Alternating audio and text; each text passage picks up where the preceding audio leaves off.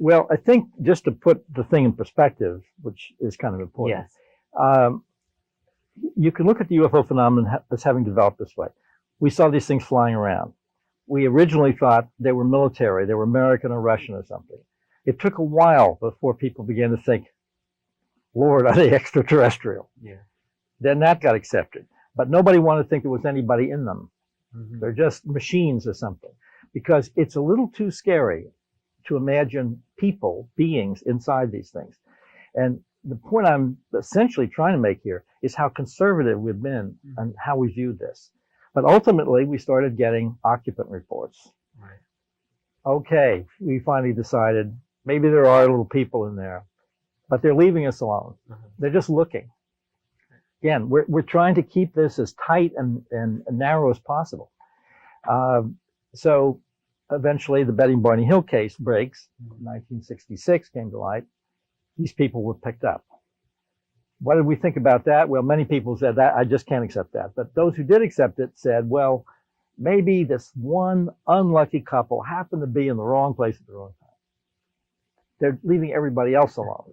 They only picked these two up. Then we started getting a few more cases. And then it begins to seem, there's more to this, and maybe it's happening a little more often. Well, when I got into this in 1975, we knew about 10 or 12 abduction reports that were taken seriously that investigators were looking into. Many people still who were accepting the reality of UFOs would not accept abductions, even so. At any rate, in 75, we knew about a few. When I started doing my work, one of the most dramatic things that I discovered was through one case and then other cases following.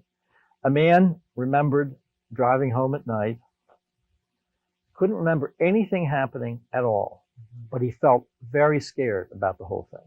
Scared about what? He had no idea. Right. He then became terrified every time he passed through a certain stretch of highway, as if something had happened to him during that stretch.